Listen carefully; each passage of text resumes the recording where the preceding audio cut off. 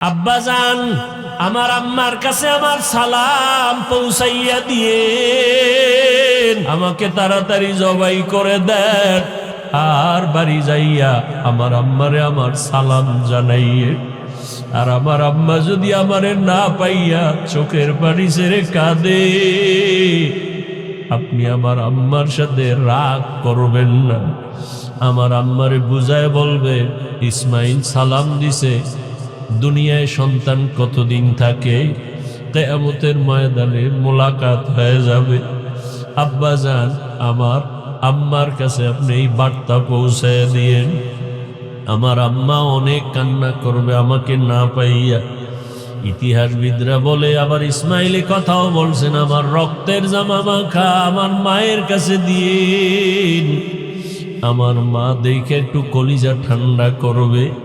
এবার ইসমাইল বলে, আব্বাজান, আমার চেহারাটা মাটির দিকে রাইখা আমারে শোয়াইয়া জবাই করে, কারণ আমার চেহারার দিকে যদি আপনার মায়ার নজর লাগে, আপনি মায়ার কারণে ছুরি চালাইতে পারবেন না। আরে আপনি ছুরি চালাইতে গিয়া যদি ব্যর্থ হয়ে যান, আবার পাওলাই বেজার, পরীক্ষায় বুঝি আপনি ফেল হয়ে যাবেন। দ্রুত আমার চেহারাটা নিচে রাখবেন, আর আমার হাতে পায়ে রশি দিয়া ভালো করে বাঁধেন। জবাই করতে গিয়া যদি আমার পায়ের নাড়াচাড়া আপনার শরীর মোবারকে লাগে, বেয়াদবি হয়ে যাবে। বাবার সাথে আমি বেয়াদবি করব, এটা বরদাস্ত করা যায় না। ও বাবা, আমার হাত পাও ভালো করে বেঁধে নেন, আপনার চক্ষু দুইটাও বাঁধেন, আপনার চোখের নজর যেন আমার দিকে না পড়ে। বাবা, তাড়াতাড়ি আপনি ছুরি চালান। ইসমাইল নিজে শুয়া পড়লেন আল্লাহর মোহাব্বতের জন্য। আল্লাহ পাক রব্বুল আলামিন ছুরিরে বললেন, খবরদার, আমার ইসমাইলের একটা পশমও যেন ক্ষতি না হয়। ইব্রাহিম নবী যখন ছুরি চালায় একটু পশম কাটে না। ইব্রাহিম নবী পাথরের উপরে আঘাত করলেন, পাথরটা টুকরা টুকরা হয়ে গেল। ইসমাইলের কয়, বাবা আর একবার চেষ্টা করে আসো। আল্লাহ বুঝি আবার বেজার হয়ে গেলেন নাকি? এবার নিয়ত করছি, রক্ত হাতে না লাগা পর্যন্ত ছুরি চালাইতেই থাকবো। ও আল্লাহর বান্দারা, কেমন ঈমান, কেমন আমার মালিকের মোহাব্বত। সন্তানের ছুরির নিচে রেডি আমার মাওলার হুকুমের জন্য। এবার ইসমাইলকে যখন নিয়ত করছে রক্ত হাতে না লাগা পর্যন্ত ইসমাইলের ছাড়বে না। ইসমাইলকে আবার যখন শোয়াইয়া ছুরি চালাবে, ইসমাইল যখন মাটিতে শুয়া পড়লেন, আসমান থেকে আমার আল্লাহ অর্ডার দিলেন, ও জিবরাইল, জলদি করে জান্নাতি একটা দুম্বা নিয়ে যাও, আমার ইব্রাহিমের ছুরির নিচে দাও, ইসমাইলের যেন কোনো ক্ষতি না হয়। জিবরাইল আল্লাহর অর্ডারে জান্নাতি দুম্বা নিয়ে রওয়ানা। জিবরাইল ভাবলেন, মনে হয় আমি যাইতে না যাইতে ইসমাইল বোধহয় জবাই হয়ে যাবে। জিবরাইল আসমান থেকে জোরে আওয়াজ দিলেন, আল্লাহু আকবার, আল্লাহু আকবার। এইভাবে আওয়াজ দেওয়া মাত্র ইব্রাহিম নবী আসমানে তাকাইয়াও তিনি আওয়াজ দিলেন, ইসমাইলও আওয়াজ দিলেন, লা ইলাহা ইল্লাল্লাহু আল্লাহু আকবার। ইব্রাহিম নবী আওয়াজ দিলেন, আল্লাহু আকবার ওয়ালিল্লাহিল হামদ। আল্লাহর কাছে তাকবীর ও কিয়ামত পর্যন্ত নারী পুরুষ সবার জন্য আল্লাহ পাক স্মৃতি হিসাবে রাইখা দিলেন। 9 তারিখ জিলহজ মাস, ফজর থেকে চালাও, নারীরা পুরুষেরাই তাকবীর পড়বা, আল্লাহু আকবার, আল্লাহু আকবার, লা ইলাহা ইল্লাল্লাহু আল্লাহু আকবার ওয়ালিল্লাহিল হামদ। প্রত্যেক ফরজ নামাজের পরে একবার করিয়া, নারীও একবার, পুরুষেও একবার। নারীরা আস্তে আওয়াজে, পুরুষেরা একটু জোরে আওয়াজ দিয়া পড়বে। 13 তারিখ পর্যন্ত আল্লাহ পাক এই পছন্দের আওয়াজকে জারি রাখলেন কিয়ামত পর্যন্ত। ইসমাইলের দুম্বা যখন জিব্রাইল আসতেছে, ইব্রাহিম নবী যখন ছুরি চালায় ইসমাইলের সরাইয়া দুম্বা দিয়া দিলেন। হঠাৎ করে দেখে রক্ত লেগে গেল, চোখ খুলে তাকায় দেখে অচেনা একটা জানোয়ার জবাই হয়ে গেল। আল্লাহর পক্ষ থেকে আওয়াজ আসতেছে, আল্লাহ বলেন ওয়ানাদাইনাহু আইয়া ইব্রাহিম কদ সাদ্দাকতার রুইয়া ইন্না কাযালিকা নাজজিল মুহসিনিন। ও ইব্রাহিম, তোমার পক্ষ থেকে আমার যা চাওয়া তা হয়ে গেছে। আমি সন্তানের জবাই চাই নাই, আমি চাইছি তোমার কলিজার মোহাব্বত। আমি দেখতে চাইছি তোমার অন্তরে আমি মাওলার মোহাব্বত বেশি নাকি সন্তানের মোহাব্বত বেশি। জবাই চাই নাই, যাও তাড়াতাড়ি হাজেরার কাছে চলিয়া যাও। ইসমাইলের জন্য মা হাজেরা কান্না করে, ও ইব্রাহিম, সন্তানকে মায়ের কোলে ফিরাইয়া দাও। আর বলে আসো বাদশার দাওয়াতে যাই, বিদায় বেলা বাদশার থেকে একটু হাদিয়াও তো দরকার। আমি জান্নাতি একটা হাদিয়া দিয়া দিলাম, হাজেরাকে নিয়ে এই হাদিয়া তোমরা খাও। আল্লাহ বলেন অফাদাইনাহু বিযিবহিন আযীম। ওই ইব্রাহিম নবীর কোরবানি আল্লাহ পাক বলেন লাইয়ানালাল্লাহা লুহুমুহা ওয়ালা দিমাউহা ওয়ালাকিন ইয়ানালুহুত তাকওয়া মিনকুম। ও দুনিয়ার কোরবানি দেনেওয়ালারা, আমি তোমার রক্ত চাই না, পশুর গোশত চাই না, আমি চাই তোমার কলবের তাকওয়া। তুমি কোরবানি কি মানুষকে দেখাবার জন্য দাও না, আমি আল্লাহর মোহাব্বতে দাও। জীবনটা হেলায় কাটায় দিলেন, আল্লাহর আদালতে কি নিয়ে দাঁড়াবেন? অথচ আল্লাহর প্রিয় গোলাম যারা আম্বিয়ায়ে কেরাম, তাদের কত কঠিন পরীক্ষা দিয়া দুনিয়ার জীবন কাটাইলেন। আমাদের নবীর কঠিন পরীক্ষা, দুনিয়াতে আসার আগে বাবা হারায় ফেললেন, 6 বছরে মা হারায় বড় অসহায় হয়ে গেলেন। একদিন আর 2 দিন না, যেই রহমতের নবী দোয়া করলে সাথে সাথে কবুল। ওই রহমতের নবী না খাইয়া পেটে পাথর বেঁধেছে।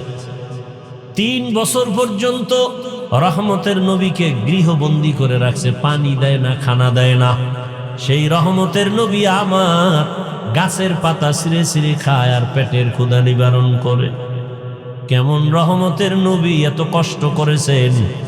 আবার অন্য নবীদের কষ্ট সারা জীবন বয়ান করলে শেষ হবে না। মুসা নবীর কষ্ট, ঈসা নবীর কষ্ট, ইব্রাহিম নবীর কষ্ট, আইয়ুব আলাইহিস সালাম তো রোগে পুরা জিন্দেগি শেষ, পোকা পুরা বডির মধ্যে পোকা। ইউনুস নবী মাছের পেটে। ওজায়ের আলাইহিস সালামকে 100 বছর পর্যন্ত এরকম মাঠের মধ্যে পড়ে রইছে, মইরা গেছে। 100 বছর পরে আল্লাহ আবার জিন্দা করে দিছেন। আল্লাহ কয় ওজায়ের কতক্ষণ ছিলা? কয় 1 দিন বা এর কিছু কম। কোরআনের আয়াত। ওজায়ের বলে 1 দিন বা এর কম, কয় না 100 বছর চলে গেছে।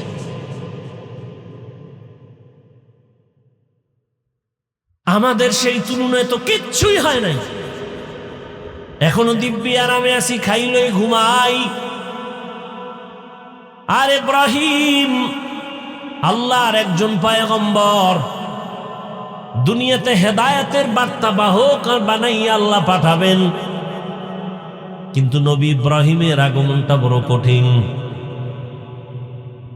ইরাকের বাবেল শহর, ওই শহরের অধিপতি নমরুদ এক সময় একদিন রাতের বেলা ঘুমে স্বপ্ন দেখে একটা আগুন উইঠা পুরা ইরাক বাবেলটাকে ছাই করে ফেলছে।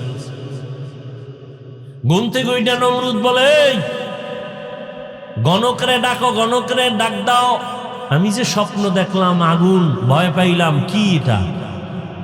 গণকরা আইসা এবার পরিচয় দিল, ও বাদশা জাহাপনা, তুমি আগুন দেখো নাই, তোমার কপালের জম দেখছো।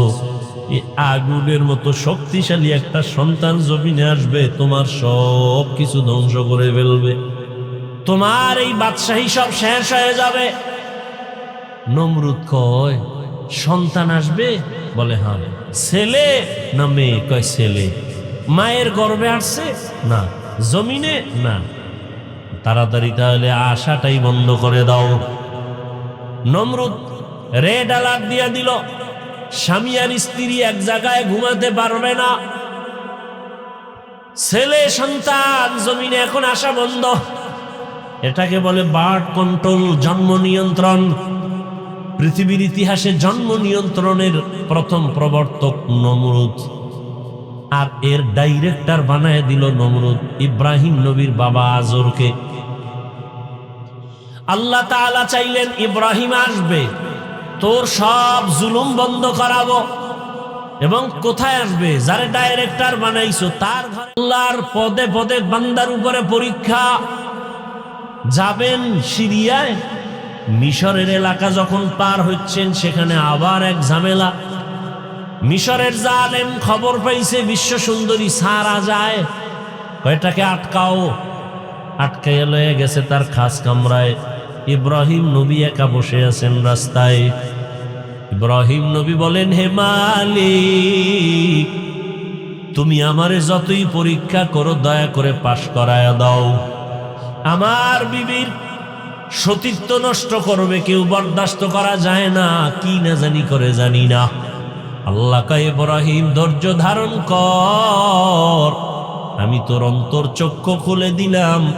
জালেম তোর স্ত্রীর সাথে কি করবে তুই এখানে বসে সব দেখবি।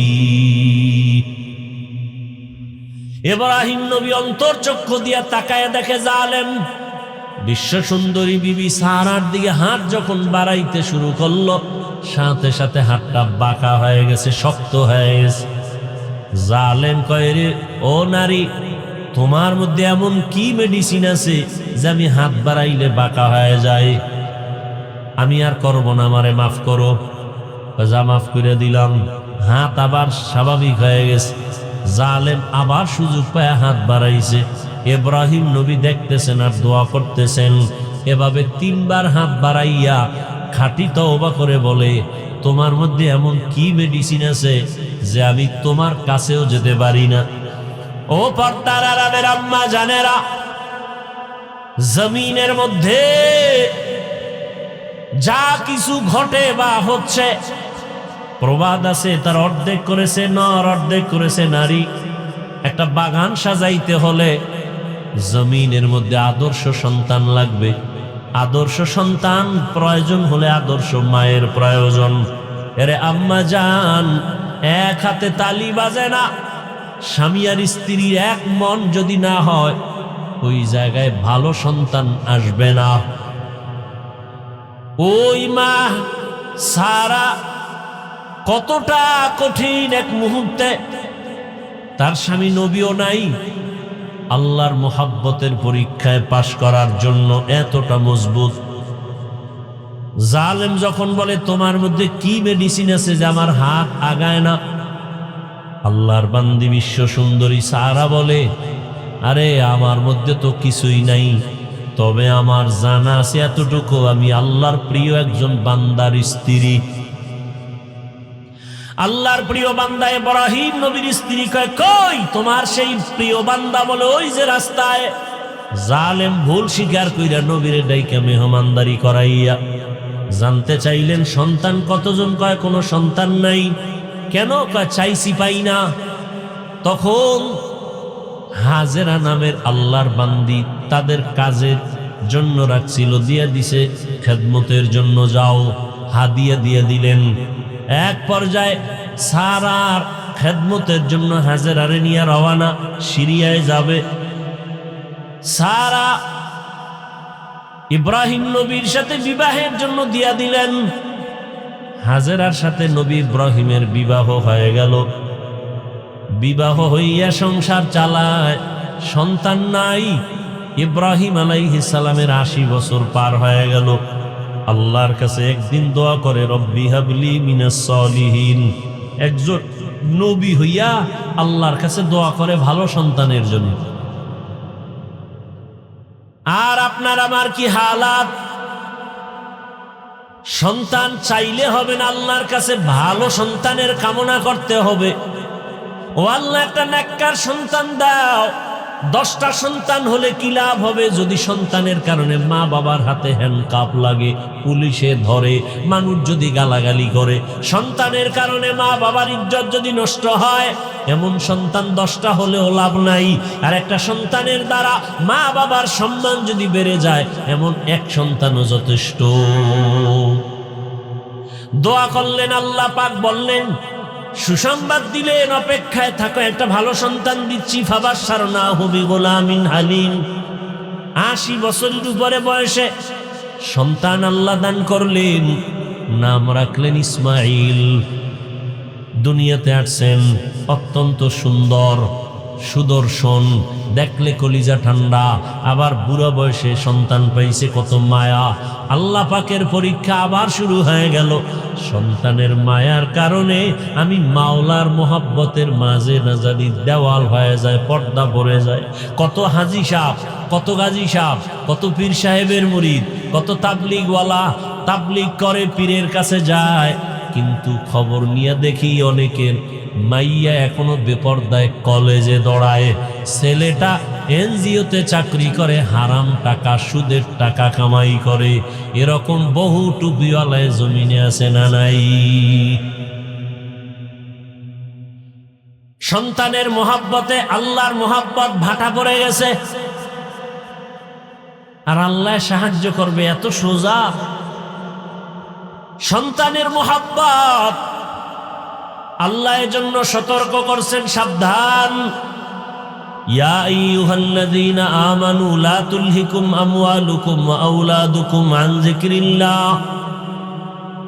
সম্পদ আর সন্তান থেকে সতর্ক, তোমাকে আমি মাওলার জিকির থেকে যেন দূরে সরায় না দেয়। ইন্নামা আমওয়ালুকুম ওয়া আওলাদুকুম ফিতনাহ। সাবধান। ইব্রাহিম নবী দোয়া করলেন, আল্লাহ সন্তান দিলেন। মায়া বাড়তেছে বাড়তেছে, আল্লাহর হুকুম চলে আসলো, আর রাখা যাবে না। এই স্ত্রী আর সন্তানটাকে একটা জায়গায় নির্বাসনে দাও। কোথায়? বলে আমার ঘর, জমিনের প্রথম ঘর বাইতুল্লাহ, ওখানে নিয়ে যাও। কেমন কঠিন পরীক্ষা! ইব্রাহিম নবী এতটুকু বললেন, বিবি চলো। কোথায় কোথায় টোথায় নাই, কোনো আওয়াজ নাই, বলা যাবে না। আল্লাহর হুকুমে চললেন। হাজেরা আর শিশু ইসমাইলকে নিয়ে হাঁটতে হাঁটতে হাঁটতে হাঁটতে বাইতুল্লাহ, যেই বাইতুল্লাহর চারদিকে জঙ্গল আর পাহাড়, মানুষ নাই, কোনো আলো নাই, বাতাস নাই, খাদ্য নাই, কিচ্ছু নাই, বিরান ভূমি, এক চতুর্মুখী জঙ্গল, ভয় আর ভয়। সেখানে হাজেরাকে রাইখা, শিশু ইসমাইলকে রাইখা পয়গম্বর ইব্রাহিম এবার বাড়ির দিকে রওয়ানা। কথাও বলা যাবে না। কত কঠিন পরীক্ষা আপনি চিন্তা করছেন। এবার হাজেরা জিগায়, যখন যাইতে আছে ডাক দিলেন, হে আল্লাহর নবী, আমাদের এখানে রাইখা আপনি কই যান? নবী কোনো আওয়াজ নাই, নিষেধ, মুখ খোলা যাবে না। পেছন দিক দিয়া ধরলেন, আস্তিনটাকে ধইরা যখন দাঁড় করাইলেন, আমাদের রেখে যান কেন? নবী চুপ। এক পর্যায়ে কথা যতই বলে নবী আওয়াজ দেন না। মা হাজেরা শেষ সময় বলেন, আমাদের যেখানে রাইখা যাইতেছেন, এটা কি আপনার ইচ্ছা নাকি রবের হুকুম? এহেনেও জবান খোলা যাবে না। মাথা নাড়ায় ইশারা দিলেন, হ্যাঁ রবের হুকুম। তাও মুখে বলে নাই। আল্লাহ কেমন কঠিন পরীক্ষা! শুধু ইশারায় জবাব দিলেন, হ্যাঁ আল্লাহর হুকুম। এ কথা বলা মাত্র হাজেরাও তো যেমন তেমন বান্দিনা, নবীর সোহবাত। বিদায় বেলা বলেন, পয়গম্বর আপনি চলে যাবেন, দুঃখ নাই, তবে শিশু ইসমাইলের রাইখা গেলেন, একটু পানি আছে আর কিছুই নাই, আমাদের জন্য একটু দোয়া করবে। এখানে জঙ্গল, চারিদিকে পাহাড়, খানা দানা নাই, কোনো মানুষ নাই, আমি একটা মাত্র মহিলা মানুষ, আবার বাচ্চাটাও আমার শিশু, আপনার কাছে কিছুই চাই না নবী, আমাদের জন্য একটু দোয়া করিয়েন। আর যদি মাঝে মাঝে একটু মনে চায় আমি হাজেরার খবর নেওয়ার প্রয়োজন নাই, আমার সন্তান ইসমাইলের খবর নিয়ে যাইয়েন, মাঝে মাঝে আসবেন। নবী কথা বলা নিষেধ। এবার চলতেছেন, হাজেরা এখানে বসে আছেন, চিন্তায় পড়ে গেলেন, এই জঙ্গলে কোনো মানুষ নাই, পাহাড়, আমি একা ইসমাইলের নিয়ে কেমনে থাকবো? আল্লাহর কাছে দোয়াও করেন। ইব্রাহিম নবী উইটা পাহাড়ে উঠে নিচে নামলেন, নাইমা আল্লাহর দরবারে হাত উঠায় দোয়া করা শুরু করলেন। রব্বানা ইন্নী আসকানতু মিন যুররিয়্যাতি বিওয়াদিন গায়রি যি যারইন ইনদা বাইতিকাল মুহাররম রব্বানা লিয়ুকিমুস সালাতা ফাজআল আফইদাতাম মিনান নাসি তাহওয়ি ইলাইহিম ওয়ারযুকহুম। নবী দোয়া করলেন, দোয়া করিয়া তিনটা কথা বলে গেলেন, হে আল্লাহ, তোমার দরবারে তিনটা দোয়া করে গেলাম। আমার সন্তান, আমার স্ত্রী এখানে আছে, তুমি বাসস্থানের মানুষের ব্যবস্থা করে দিও, এবং তুমি তাদের রিজিকের পানির ব্যবস্থা করো, এবং তাদের খানার আয়োজন তুমি ফল ফ্রুটের ব্যবস্থা করিও। নবী দোয়া করে চলে গেলেন সিরিয়ায়, সারাকে নিয়ে জীবন কাটায়। হাজেরার ইসমাইল এখানে কেউ নাই, চতুর্মুখী জঙ্গল পাহাড়। ইসমাইলের পানি পান করাইতে করাইতে শেষ হয়ে গেল, কিচ্ছু নাই, চারদিকে কোনো পানিও নাই। ও পর্দার আড়ালের আম্মা জানেরা, আল্লাহর মোহাব্বত কত কঠিন, কত কোরবানি আর ত্যাগ একজন নারী ইতিহাস কায়েম করে গেছেন। আপনারা নবী না, তবে নবীদের মায়ের মতোই তো আপনাদের মান। আপনারা তো সাহাবায়ে কেরামদের মায়ের মতো দামি নারী। আপনারা তো ইসমাইল নবীর মা হাজেরা আলাইহিস সালামের মতো দামি। আপনারা তো ঈসা নবীর মা মারিয়াম আলাইহিস সালামের মতো দামি। আপনারা তো বেঈমান ফেরাউনের স্ত্রী আসিয়ার মতো বড় দামি। আম্মাজান হাজেরা আলাইহিস সালাম কি পরিমাণ ত্যাগ স্বীকার করলেন, স্বামীর সাথে রাগও করলেন না। যখন জানতে পারলেন আমার আল্লাহর হুকুম, তখন আর কোনো আওয়াজ দিলেন না, বরং চোখের বাণী বলে বললেন, ও স্বামী, আল্লাহর দরবারে দোয়া করবেন। ইব্রাহিম নবী তো দোয়া করে চলে গেলেন। এখন ইসমাইলের বাচ্চা মানুষ কান্না, ক্ষুধা, মা হাজেরার দুগ্ধ নাই, এক পর্যায়ে পানিও শেষ হয়ে গেল, নিজেও খানা পান না, বাচ্চারেও খানা দিতে পারে না, এমন কঠিন হালাত। বাচ্চা ক্ষুধা তৃষ্ণায় কান্নার আওয়াজ। এক পর্যায়ে মা হাজেরা মাঝে মাঝে নিজের জিহ্বাটা ইসমাইলের মুখের মধ্যে দিয়া দেয়, দেখে জিহ্বার লালাও নাই। মায়ের চোখে পানি, কোথায় যাবে? জঙ্গলের ভেতরে। আল্লাহর কাছে বলে, আল্লাহ রাস্তা খুলে দেন। ইসমাইল বাচ্চা শুয়ে শুয়ে কান্না করে। মা হাজেরা হঠাৎ সফা পাহাড়ে তাকাইলেন, একটু দূরে দেখে 10টার সময় সূর্যের আলো, পানি পানি মনে হয়। মা হাজেরা একটা দৌড় দিলেন, দৌড়াইয়া পাহাড়ে উঠে দেখে বালু, সূর্যের আলোতে চিকচিক করে, আসলে পানি না। ওখানে গিয়ে আবার তাকাইলেন মারোয়া পাহাড়ে, মারোয়ায় তাকায় দেখে আবার পানির মতো দেখা যায়, আবার দৌড় দিলেন, গিয়া দেখে বালু, সূর্যের আলো পেয়ে চিকচিক করে, পানি না। আম্মাজান হাজেরা আল্লাহর মোহাব্বতে, বাচ্চার ক্ষুধার তৃষ্ণায় এভাবে কয়েকটা দৌড় দিছেন, ওই পাহাড় থেকে এই পাহাড়ে। আল্লাহর কাছে মা হাজেরার দৌড় এত ভালো লাগছে, জিব্রাইলের কয়, জিব্রাইল সাক্ষী থাক, কিয়ামত পর্যন্ত আমার হাজেরার স্মৃতিটা আমি কায়েম রাখতে চাই। দুনিয়ার জমিনে যারা আমার ঘর জিয়ারত করতে আসবে, বাইতুল্লাহ জিয়ারত করতে আসার পর আমার হাজেরা যেই পাহাড়ে দৌড় মারছে, ওই জায়গায় গিয়া যদি আমার হাজি দৌড় না দেয়, আমি কোনো হাজির হজ কবুল করব না। নবীজি বাইতুল্লাহ তাওয়াফ কইরা এর পেছনে সফা মারোয়ার সাই করা লাগে, 7টা দৌড় দেওয়া লাগে। এখান থেকে শুরু করে আবার ওই পাহাড়ে এক ঘুরে আসবে 2, ঘুরে যাবে 3, আবার আসবে 4, আবার যাবে 5, আবার আসবে 6, আবার যাবে 7। অনেক কষ্ট, অনেক কষ্ট। নবীজিও জীবনের শেষ হজ সফা মারওয়ায় সাই করতে গিয়া আক্ষেপ কইরা কয়, আম্মাজান যদি দৌড় না দিতেন আমার তো এই দৌড়ানটা লাগতো না, অনেক কষ্ট লাগতেছে। আল্লাহ কয়, ও নবী, হাজেরার দৌড় আমার কাছে বড় ভালো লাগছে, এই জন্য আমি কিয়ামত পর্যন্ত স্মৃতির আকার করে দিলাম। দৌড়াচ্ছে দৌড়াচ্ছে, শেষ সময় হঠাৎ শুনে বাচ্চার চিৎকারের আওয়াজ। মা হাজেরা তাকায় দেখি ইসমাইল এত জোরে চিৎকার দিল কেন? স্বাভাবিক কান্নার থেকে আরো জোরে চিৎকার। মা হাজেরা দৌড়ে গিয়ে দেখে ইসমাইলের পানি, পায়ের নিচ দিয়া পানির ফোয়ারা, এত পরিমাণ পানি উঠতেছে। মা হাজেরা এবরানি ভাষা, ওই সময়ের ভাষায় ওই পানিটারে চতুর্দিক থেকে একটা আওয়াজ দিছেন। আওয়াজটাও আল্লাহর কাছে ভালো লাগছে, ঝম ঝম, তার অর্থ হলো থাম থাম। আল্লাহর কাছে শব্দটা পছন্দ হয়ে গেছে। শব্দটা ওই সময় ইব্রানি ভাষা, আল্লাহর কাছে পছন্দ। কিয়ামত পর্যন্ত এই পানির নাম হয়ে গেল কি? জমজম।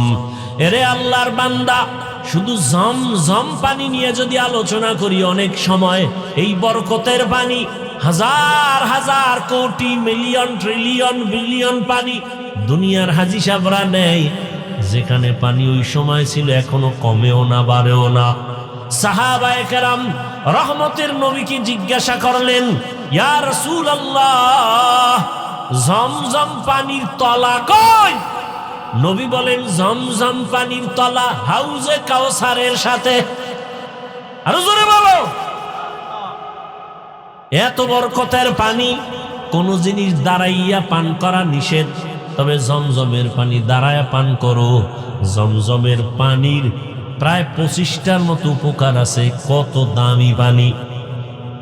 ওলামায়ে কেরাম লেখছেন, জমজম পানিটা কাউসারের থেকেও দামি, কারণ পৃথিবীর শ্রেষ্ঠ ব্যক্তি রহমতের নবী মেরাজে যখন যাইতেছেন, আল্লাহর নবী বলেন, আমাকে জমজম কূপের পানি দিয়া ওযু বানাইলো, আমাকে শোয়াইলো চিৎভাবে, আমার বুকের মাঝখান থেকে চিরলো, ভেতর থেকে কলবটাকে বের করে স্বর্ণের পেয়ালায় রাখলো, জমজমের পানি দিয়া ধুইলো, আবার ভেতরে রাখলো, আবার চাপ দিল, এমনি আবার হয়ে গেল, সেলাই লাগলো না, রক্ত গেল না, ব্যথাও পেলাম না। এইভাবে আমার অপারেশন হয়েছে কুদরতের। এটাকে বলে open heart. Open heart surgery করে লাভ দিও না, মাস্তানিয়ার বাহাদুরি অহংকারী করো না। রহমতের নবীকে আল্লাহ ওপেন হার্ট সার্জারি 4 বার করে দেখায় দিয়েছেন। এটা তোমার বাপ দাদার বানানো না, আল্লাহ আগেই ওপেন হার্ট সার্জারি রসুলকে করেছেন। কয়বার? কষ্ট হইতেছে আপনার?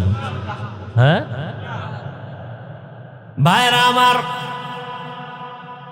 রহমতের নবী বলেন, এই জমজম পানি আমরা পিপাসা নিবারণ করি পানি দিয়া, পেটের ক্ষুধা নিবারণ করি কি দিয়া? খানা দিয়া। জমজম পানি এতটা দামি যেই পানিটা পান করলে ক্ষুধাও থাকবে না, পিপাসাও থাকবে না। জমজম পানি বান্দা তুমি ঔষধ হিসাবে ব্যবহার করো। ঔষধ কেমন ঔষধ? তোমার বিশ্বাস যেমন তেমন। কেউ যদি বলে আমি কোন ঔষধ খাবো না, আমার জমজম আমার ঔষধ, যেমন নিয়ত করবে ফলাফল তেমন। বরকতের পানি মা হাজেরাও পান করলেন, বাচ্চাটারও দিলেন, ক্ষুধাও নাই, পিপাসাও নাই। একটা দোয়া কবুল হয়ে গেছে।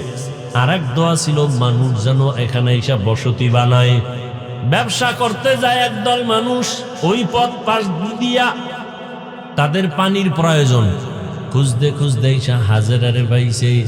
জমজম পাইয়ে কয়, পানি আমরা নিমু, কারণ এটার মালিক আছে। কে? বলে আমি। কয় যে পানি যে নিবা দিমু, তবে শর্ত কি?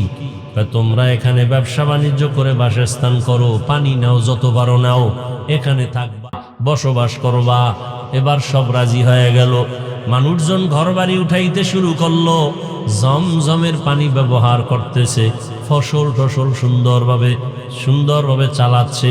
এখন অনাবাদী এলাকা আবাদি হতে চললো। জমজম পানি নিয়া সবাই ব্যবহার করে, বরকতের পানি মানুষজনও পড়ে গেল। আর একটা দোয়া করছিল, আল্লাহ কুদরতের দ্বারা রিজিকের ব্যবস্থা করে দাও। এই যে জমজমের পানি, কেউ কেউ বলে ইসমাইলের শিশুর পায়ের আঘাতে উঠছে। মা হাজেরা তো দৌড়ায় পাহাড়ে, ইসমাইল যে চিল্লে পানি উঠছে টের পায় না, দূর তো মাঝখানে একটা আওয়াজ আসছে, আওয়াজ গাইবি। হাজেরার কানে কোথার থেকে আওয়াজটা আসলো, নজর করে দেখে বাইতুল্লাহর থেকে আওয়াজ। দৌড়ে গিয়ে দেখে পানি। মুফাসসিরিনে কেরাম বলেন এটা ইসমাইলের পায়ের আঘাতের পানি না, জিব্রাইল আমিন পাখা দিয়া জোরে আঘাত করেছেন, পানি ওঠা শুরু হয়ে গেছে। মা হাজেরা এখন মোটামুটি ভালো অবস্থান, বাবার তো খবরই নেই। এবার রিজিক চাইছেন, ফল। জিব্রাইল আমিনের মাধ্যমে আল্লাহ একটা বিশাল বড় ফলের বাগান তায়েফের ময়দানে নিয়ে আল্লাহ ব্যবস্থা করে দিলেন। 12 মাস তায়েফের ময়দানের ফল, 12 মাস। সেই ইসমাইলের সময়ের বাগান, ওই সময়ের থেকে ফল শুরু হয়ে গেল। রিজিকের ব্যবস্থাও হলো, ফলের আয়োজন হলো। মা হাজেরা ইসমাইলকে বড় বানাইতে বানাইতে যখন বয়স হলো, কিতাবে আসছে 13 বছর। কত? এতদিন আমরা বলতাম, এর মধ্যে বিভিন্ন মত আছে, কেউ বলছেন আরো কম, তবে 13টাই প্রসিদ্ধ। 13 বছর যখন হলো, বাবার সাথে সন্তানের কোনো কানেকশন নাই, মনের ভেতরে তামান্না মোহাব্বতের আগুন জ্বলে। হঠাৎ জিলহজ মাস শুরু হয়ে গেল, বড় দামি মাস। ওয়াল ফাজরি ওয়া লায়ালিন আশর ওয়াশ শাফঈ ওয়াল ওয়াতর, বড় দামি মাস। আল্লাহ কসম করে বলছেন এই 10 রাতের বড় দাম। এই দেবো, মোনাজাতটা দিয়ে দেবো।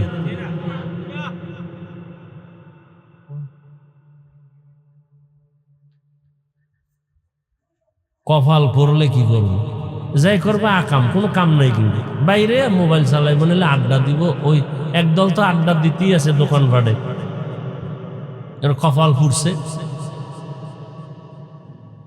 আল্লাহ হেদায়াত দান করুন।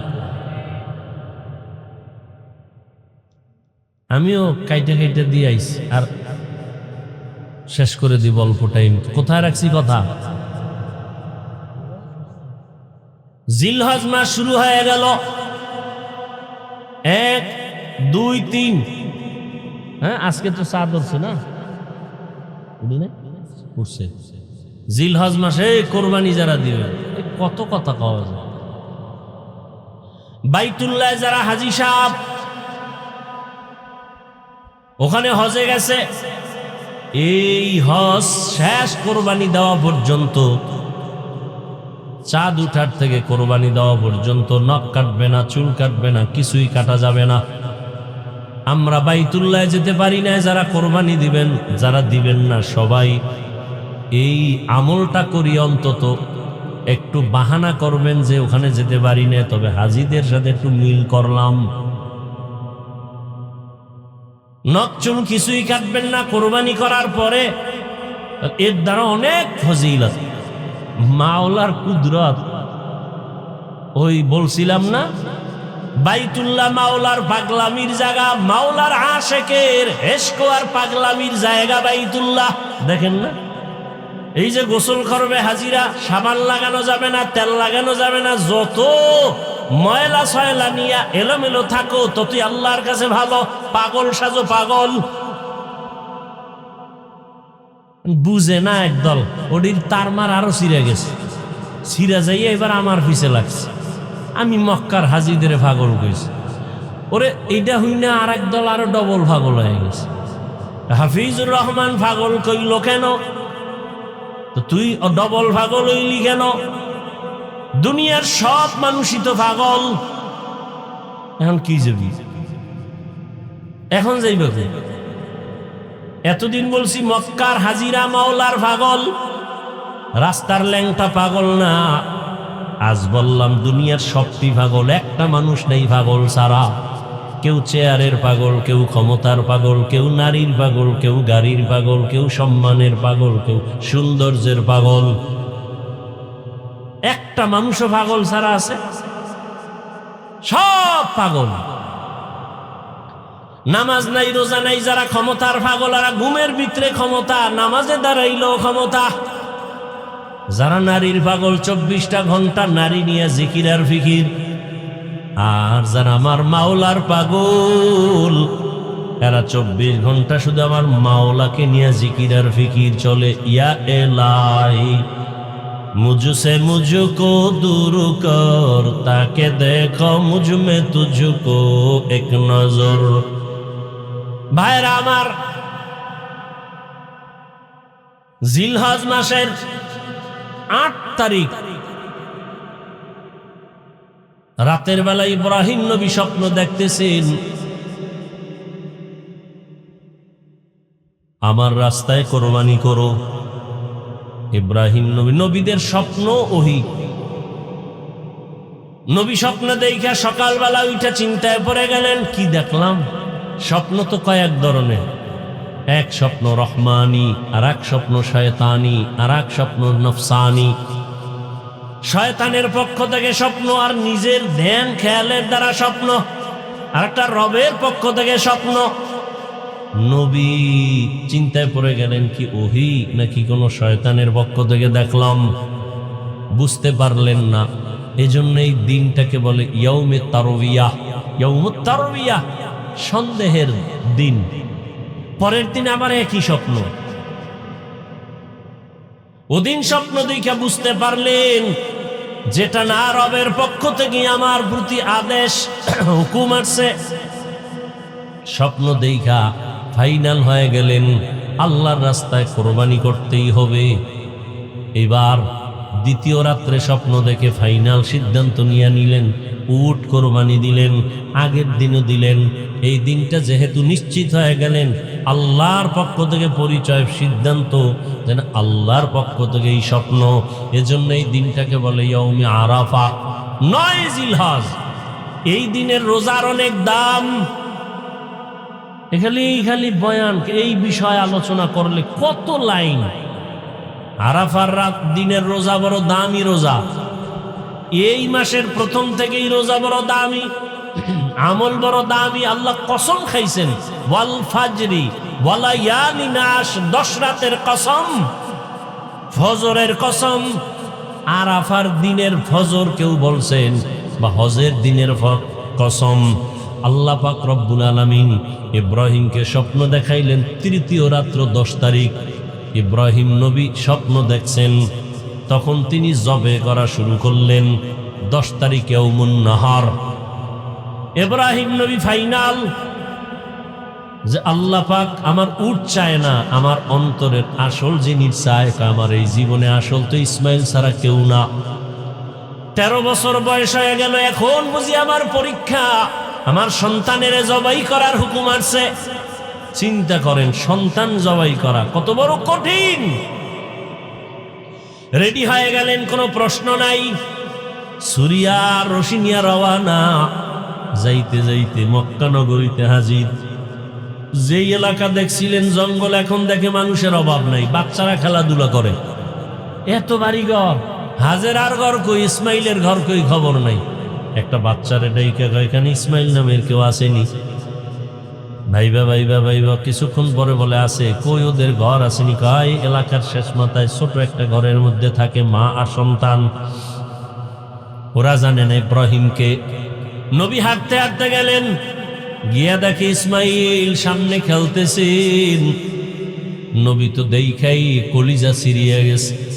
ডাক দিয়ে হাত বাড়ায় দিছে দরজার সামনে, বাবা আয়। ইসমাইল একটা দৌড় দিয়া মায়ের কাছে গেছে, চিনে না। মা হাজেরাকে নবী সালাম দিলেন, কান্না। দীর্ঘ বছর কোনো সম্পর্ক নাই, কত কষ্ট করে করে আমি জীবন কাটাইছি। ইসমাইলের কয়, চিনো নারী বাবা, যাও তোমার নিয়ে বাবা ইব্রাহিম নবী। যায় না। এক পর্যায়ে যখন কান্নার অবস্থা, ইব্রাহিম নবী চিন্তা করলেন, মায়ায় যদি পইরা যাই না জানি আল্লাহর পরীক্ষায় ফেল করি। হাজেরাকে ডাক দিয়ে কয়, হাজেরা দেরি করা যাবে না, ইসমাইলের সুন্দরভাবে সাজায়া পড়ায়া দাও, সুন্দর পোশাক পড়ায়া দাও, বাদশার দাওয়াতে যাব। আল্লাহর দাওয়াত কয় নাই, ঘুরায় কইছে বাদশার দাওয়াত। মনে করছে দুনিয়ার কোনো বাদশার দাওয়াত। মা হাজেরা বাবার সাথে ছেলে যাবে দাওয়াতে, রাজকীয় কোনো দাওয়াত। মনের আবেগ দিয়া সন্তানটারে এমন ভাবে গোসল করাইয়া সাজায় পড়াইয়া দিলেন। এবার বাবার হাতে তুইলা দেয়, সন্তান ঘর থেকে বাবার সাথে রওয়ানা। মা হাজেরা ঘরের বাইরে নাই না, চোখের পানি মুছে আর কান্না করে। এত বছরের সন্তান বাবার সাথে যা আনন্দের এক কান্না, কিন্তু জানেন না যে আমার মাওলার ডাকে যাইতেছে ইসমাইলের জবাই করার জন্য। মা হাজেরা একা, ইব্রাহিম নবী সন্তান ইসমাইলের নিয়ে যায়। ইসমাইলও জানে না যে তাকে জবাই করা হবে। শয়তানের মাথা গরম হয়ে গেল, এই পরীক্ষায় যদি সবাই পাশ করে তো কত বিধর্মী মুসলমান হবে, ফেল করানোর বুদ্ধি কি? চিন্তা করে শয়তান ভাবলো যে মহিলার দিল নরম, হাজেরারে ধোকা দেই। গিয়া কয়, হাজেরা মানুষের সুরতে ইসমাইলের সারস কই, কয় বাবার সাথে গেছে দাওয়াতে। কার দাওয়াত? কয় বাদশার দাওয়াত। কয় না, রবের দাওয়াত। কেন? রবের দাওয়াত যদি হয় তো তো ভালো। না না, জানো না কি বলে, জবাই করার জন্য নিছে। না, বাবা কোনো দিন সন্তানের গলায় ছুরি লাগাইতে পারে না। ইবলিস কয়, আল্লাহর হুকুম হয়েছে, ইব্রাহিমের কাছে ছুরিও আছে ইসমাইলের জবাই করার জন্য। এই কথা শুইনা হাজেরা কান্না করে বলে, ইবলিস, যদি কথা সত্যই হয়, আমার রব যদি হুকুম দেয় এখান থেকে তুই চলে যা, আমি হাজেরার এক ইসমাইল কেন, আরো যদি ইসমাইল থাকে আমি রবের জন্য রাস্তায় ফিলাই দিব, আল্লাহর পথে দিতে আমি প্রস্তুত আছি। শয়তান পারল না, ধোকা দিয়া চলে গেল ইব্রাহিম নবীরে ধোকা দিতে, ইসমাইলেরে দিতে। গিয়া ইসমাইলেরে কয়, তোর বাবা তোরে জবাই করবে, কই যাও? ইসমাইল ডাক দিয়া কয়, বাবা আপনি কি আমাকে জবাই করতে নেন? ইব্রাহিম নবী বলে, শয়তান ধোকা দেয়, তাড়াতাড়ি পাথর মারো। এবার পাথর নিক্ষেপ করলেন 7টা। ইব্রাহিম নবী 7টা পাথর নিক্ষেপ করলেন। আবার আরেক জায়গায় ধোকা, ওখানে আবার পাথর, এভাবে 3 জায়গায়। আল্লাহর কাছে আমলটা পছন্দ হওয়ার কারণে কিয়ামত পর্যন্ত স্মৃতি আল্লাহ দিয়ে দিলেন। হাজী সাহেবরা এই 3 জায়গায় পাথর না মারলে একজন হাজির হজও কবুল হবে না। এবার চলে গেলেন মিনা বাজারে, সন্তানকে জবাই করে দেওয়ার জায়গা। জবাই করবে ঠিক এমন সময় ইব্রাহিম নবী একটু চিন্তা করলেন, ইসমাইলের একটু মতামতটা নিয়ে নেই, দেখি আমার সন্তানের কি মতামত। এইবার সন্তানের ডাইরেক্ট বলতেছে, ইন্নী আরা ফিল মানামি আন্নী আযবাহুকা ফানজুর মাযা তারা। ও বাবা, আমি স্বপ্নে দেখছি তোমাকে জবাই করতেছি, তোমার মতামত কি? কত কঠিন। বাচ্চা ইসমাইল 1 সেকেন্ডের জন্য চিন্তা না করে দ্রুত বলে ফেললেন, ইয়া আবাতি ফাল মা তুমার। বাবা তাড়াতাড়ি আপনাকে যে আদেশ করা হয়েছে পালন করেন। সাতাজিদুনি ইনশাআল্লাহু মিনাস সাবিরিন, অচিরেই আমাকে পাবেন ইনশাআল্লাহ ধৈর্য ধারণকারীদের অন্তর্ভুক্ত। এরে আল্লাহর বান্দা, এখানে অনেক কথা। ইব্রাহিম নবীকে আল্লাহ পাক স্বপ্নে দেখাইলেন কেন, ডাইরেক্ট বললেন না কেন? আবার ইসমাইলকে জিজ্ঞাসা করলেন কেন? আল্লাহর হুকুমের বেলায় জিজ্ঞাসা করলেন কেন? এখানে তো জিজ্ঞাসা করার কোনো যুক্তিকতা নাই। আল্লাহ অর্ডার করছে পালন করো। আবার ইসমাইল স্বপ্নের কথাটাকে এত গ্যারান্টি দিল কেন? অনেক কথা এখানে। ইসমাইল নবী বললেন, আব্বা যান, আমাকে দ্রুত আপনি যা দেখছেন হুকুম পালন করেন। বাবাই বলছে, আমি স্বপ্ন দেখছি জবাই করতে। ইসমাইল বলে, আপনাকে যে হুকুম দেওয়া হয়েছে তা পালন করেন। দেখছে স্বপ্ন, কিসের হুকুম? 13 বছরের সন্তান। অনেক কথা এখানে, হিকমত, এগুলোর জবাব এখন দেওয়ার সময় নেই। ইসমাইল বইলেই চোখের পানি ছেড়ে দিচ্ছেন।